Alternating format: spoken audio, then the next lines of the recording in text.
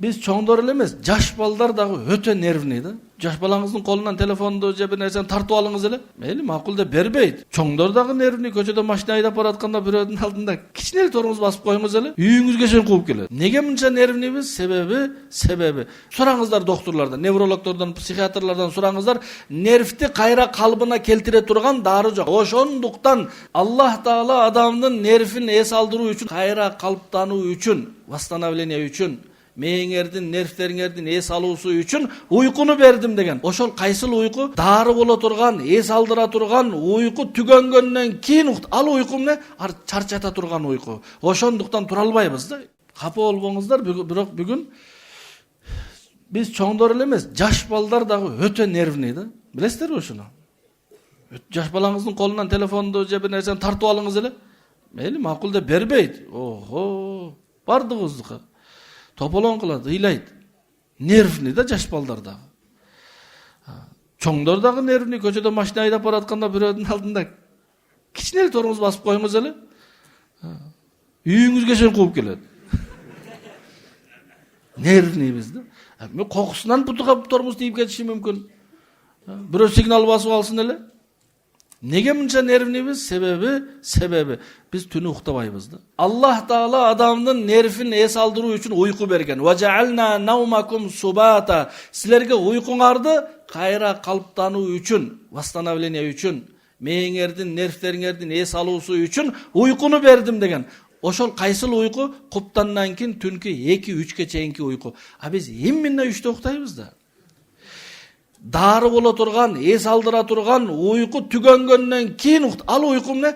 Чарчата турган уйку. Ошондуктан тура албайбыз да. 2-де 3-тө уктаган адам тура албайт.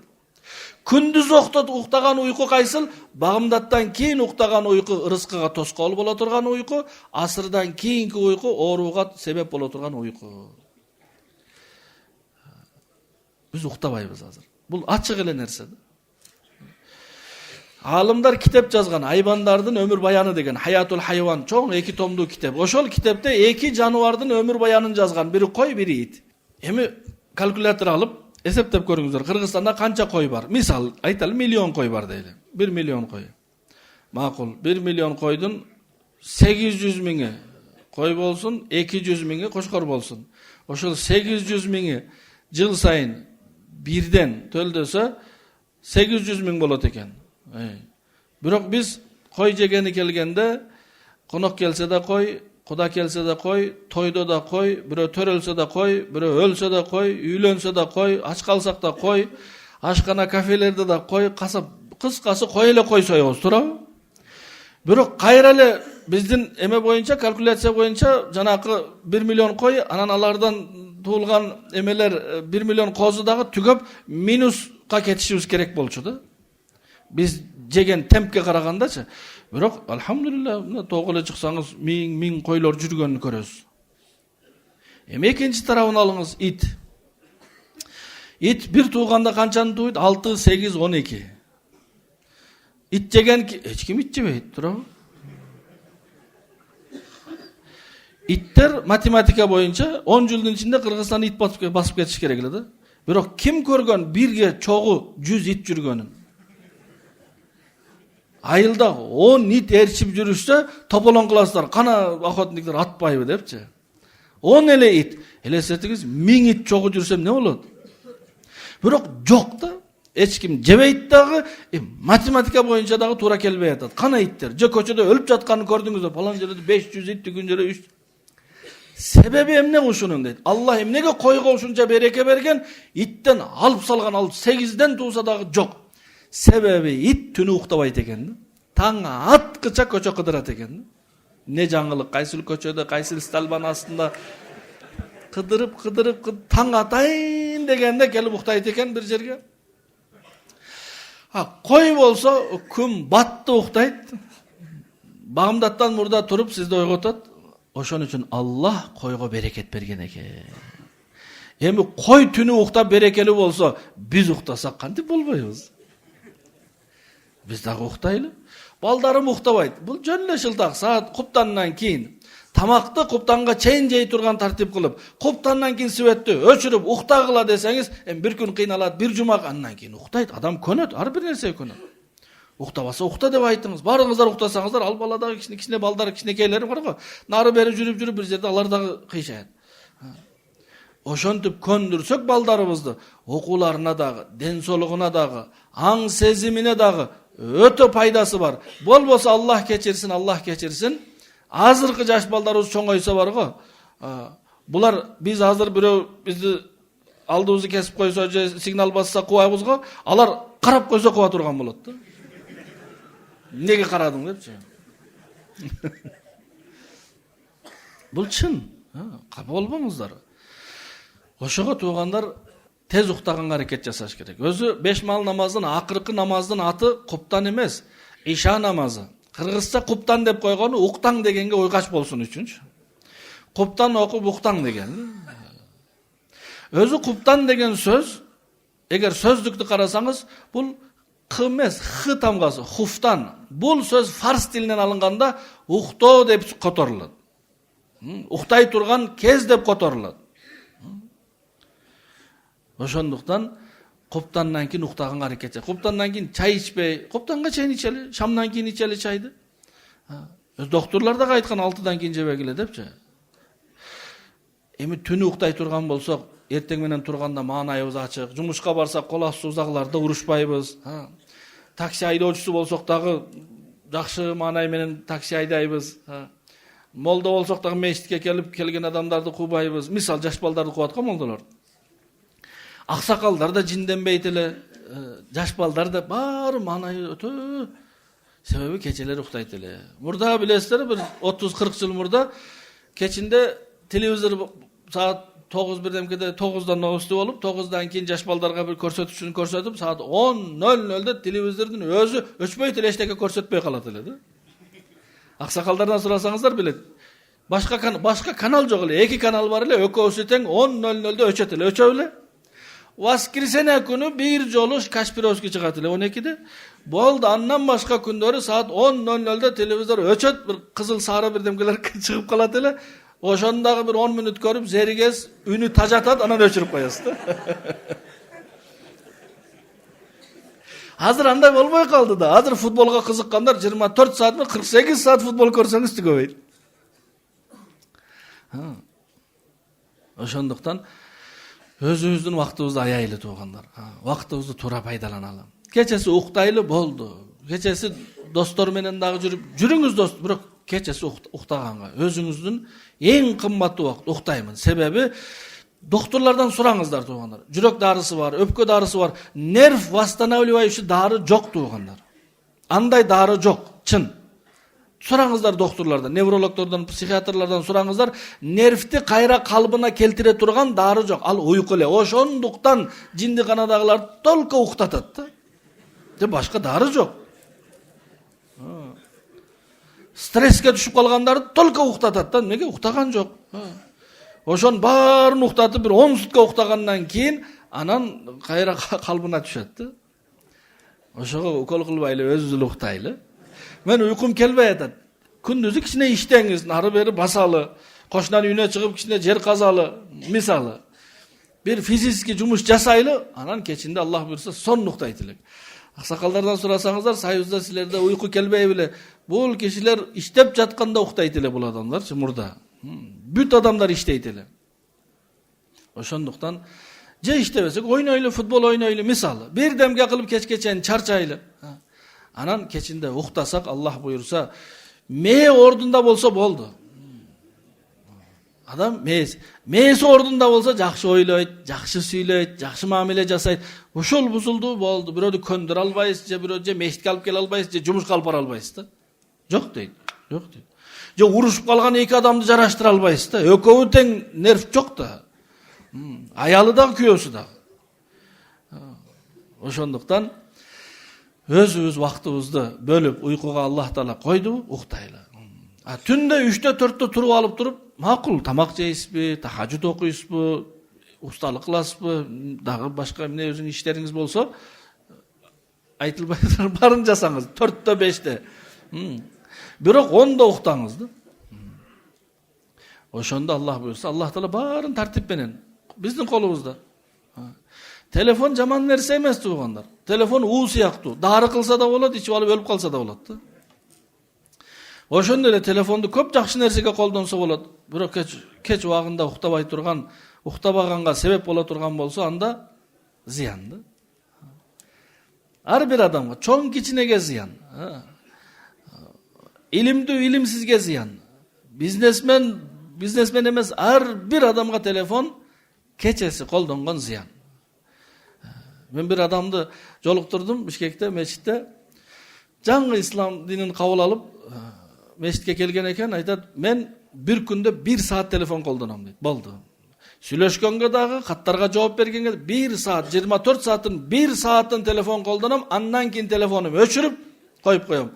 Не болот анда билесизби? Эгер сиз дагы 1 саат же күнүнө 2 саат телефон иштетсеңиз, мисалы, сиз менен байланыша турган адамдар именно ошол убакытта чалганга аракет жасайт. Кийин не дейт? Кийин бул телефону өчүрүп коет, бул таба албайсыңар.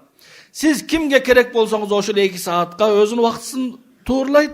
Болду, андан кийин сиз телефонуңузду өчүрөсүз, убакытты кимге бересиз?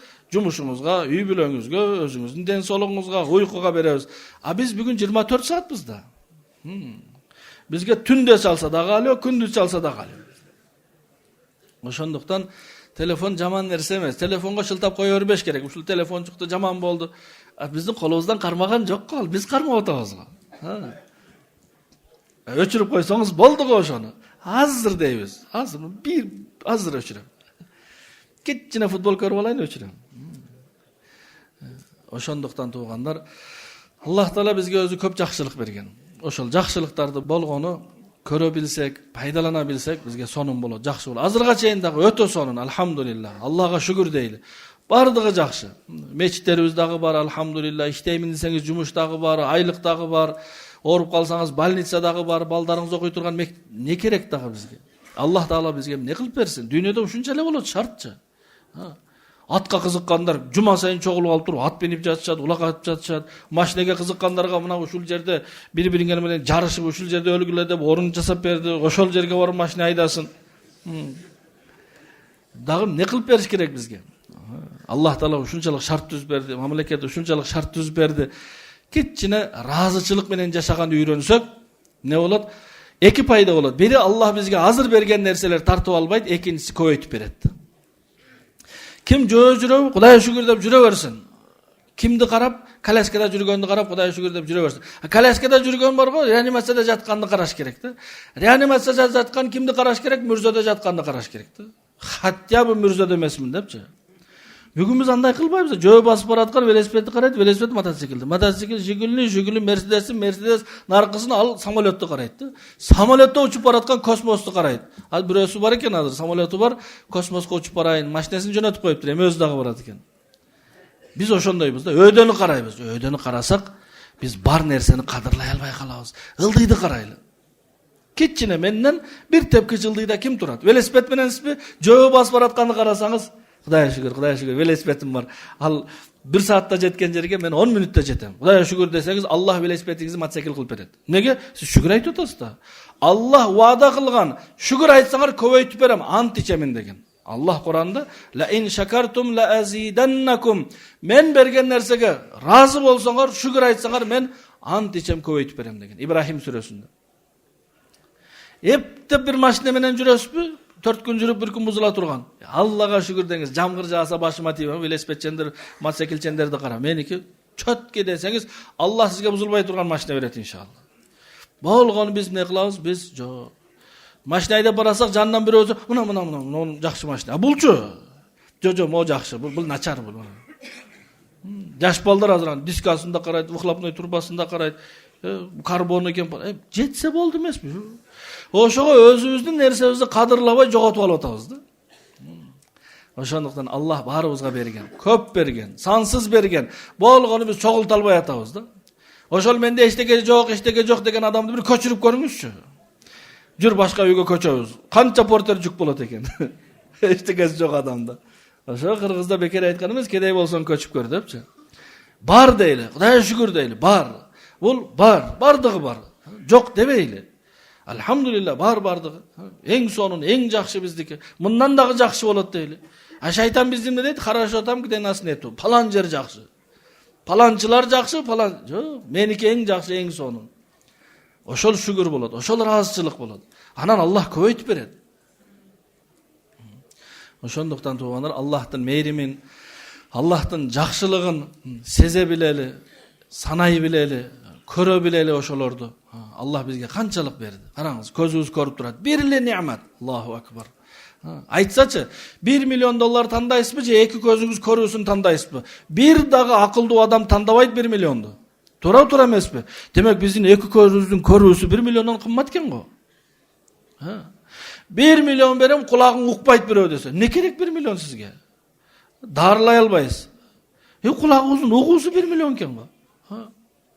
1 миллион берем, бирок сүйлөй албайсың десе. Биздин сүйлөп жатканыбыз 1 миллиондон кымбат турбайбы? 10 миллион берип, бирок акылың иштебейт. Не керек анда? Аллах бизге ушундай неаматтар берген, ал акча менен саналып болбойт ал. Аллах ошону бекер берген. Санап билели, кадырлай билели, Аллах көбөйтүп берет иншалла. Налый берсек, анан заманга, жаштарга, паланчыга, түгүнчүгө төмкөй берсек барго, жашоо оңолбойт. Жашоо адам өзү ичинен кабыл алуу менен оңолот да. Аллах таалам барыбызга туугандар, Аллах берген жакшылыктарды көрө турган пенделерден кылсын. Себеби мындай экен да, бир адам арак ичүүгө берилип кеткен болсо, ал адамды айтып, дарылап, тарбиялап, түшүндүрүп, туура жолго салса болот экен. Же бир адам намаз окубай кыйшайып жүргөн болсо, аны да туураласа болот экен. Бирок жакшылыкты билбеген адамды оңдошко мүмкүн эмес экен да. Орусчасы неблагодарный. Билесиздер, эмнеге дүйнөдө мусулман, капыр, бардык адам заты чогулуп, айбандардын ичинен бирөөдү адамга жакын кылып коелу деп туруп, итти тандаган да. Же сүт бербесе, же эт бербесе, же жумуртка бербесе, эчтеке бербесе дагы собака друг человека деп наам берген да. Себеби не? Себеби сиз койго күндө жем бериңиз. Азыр койлор багып атышат, кымбат койлор. Өздөрү жебегенде ошо койлоруна берип, аны укол кылып, температурасын текшерип, операция кылдырып мисалы. Макул. Ошол койго бир күн чөп бербей койсоң, жем бербей койсоңуз, анан жанына келсеңиз сизди тааныбайт. Кой сизди өмүрү тааныбайт. Уйда тааныбайт, сүзөт керек болсо. Бирок ит бир жолу сөөк берип коюңуз, болду. Кичине балаңыз келип кулагынан тартса дагы үн чыкпай турат. Көзүнө колун салса да үн чыкпай турат. Неге? Атасы мага сөөк берген. Уктап жатса, шит десеңиз чуркап келет дагы, сүйрөлүп келбейт. Не болду деп айтпайт. Ушундай чуркап келип туруп, ушундай чуркап келет, куйругун дагы кыймылдатат. Эмнеге? Менин мындай суздашып келгеним көрбөсүн. Куйругун кыймылдатып ушинтип турат да, не бир жака чуркайынбы, же жаныңызда туруп берейинби, же отуруп туруп, сиздин көңүлүңүздү карап турат. Эмнеге? Жакшылык кылганыңызды билип туруп. Ушул себептен друг человек адамдын досу чындап эле. Себеби эле ушул. Итте жакшылыкты унутпай турган сыфат бар. Бул койдо да жок, уйда да жок, тоокто вообще жок.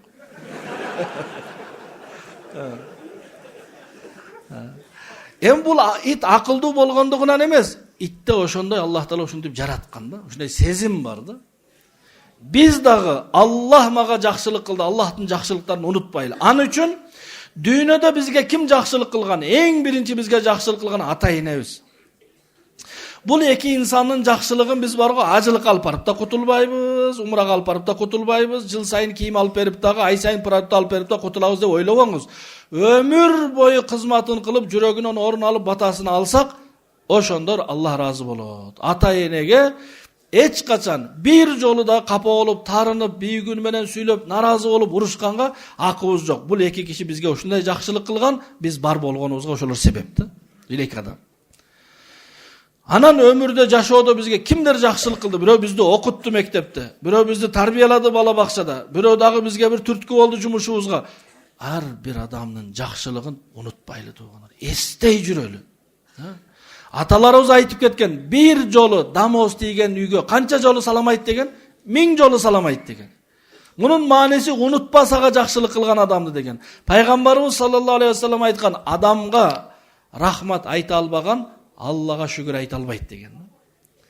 Рахмат айтканды үйрөнөлү. Аялдарыбыз бизге канча кызмат кылып жатат. Кийим жууш билесиздерби канча кыйын? Тамак жасаш канча кыйын? 3 күндө абатка чыкканда тамак жасап көрүңүздөр, же тамагыңыздар бышпайт, же тузу жок. Бирок канчанын колу күйүп кеткен. Аялдарыбыз жылдап тамак жасайт, туурабы? Кийимдеринизди ütүктөп берет. Балдарыңыз да карайт, айылда жашасаңыз малдарыңыз да карайт. Бир жолу рахмат айттыкпы? Себеп биз мындай кабыл алганбыз да, ал обязан депчи. Милдеттүү деп. Аял милдеттүү эмес. Эгер аялдардын акысын айтып берсек болбойт бияктанчы. Ошого тамагыңызды даярдап алып келдиби?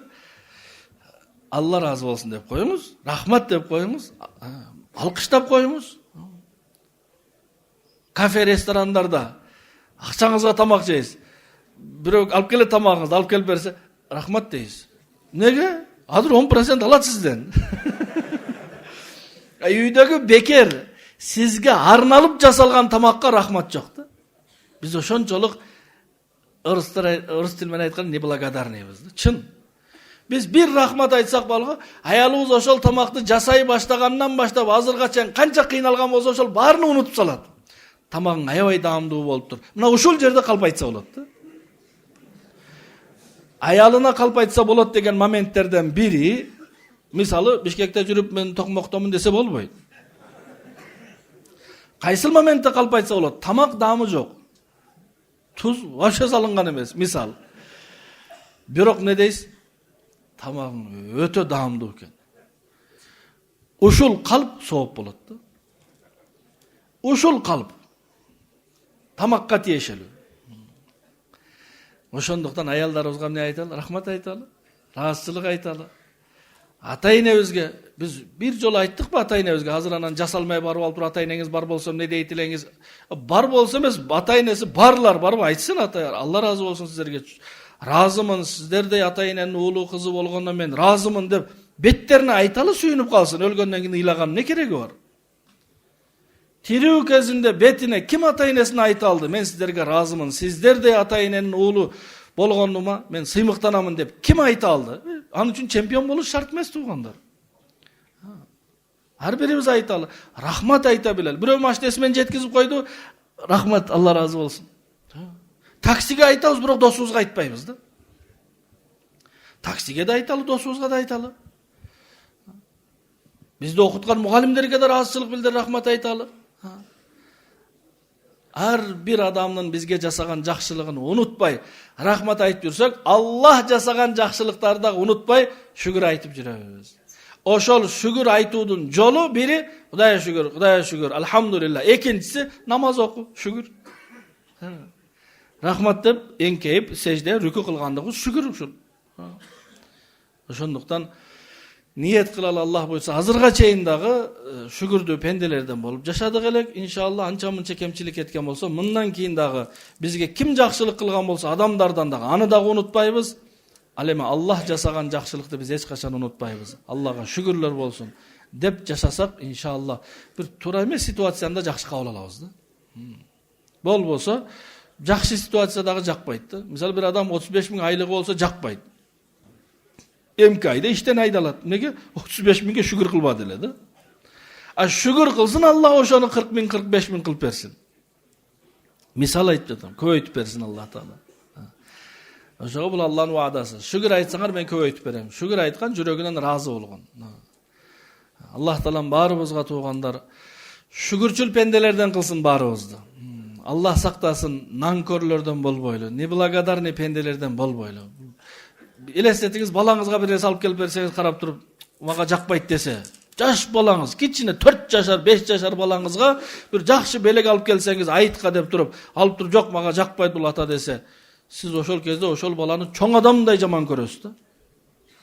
Ал эми алган белекти алып туруп жерге коюп, сизди кучактап рахмат ата десе, разы болуп каласыз да, дагы алып келип берем дейсиз да. Точно дагы алып келип берем дейсиз. А биринчидей кылсам да дейсиз, экинчи бул адамга бир нерсе бербейм, бул нанкөргө дейсиз да. Ошо жаш балага жиниңиз келет да. Ошого шүгүрчүл бололу туугандар. Аллах разы болсун.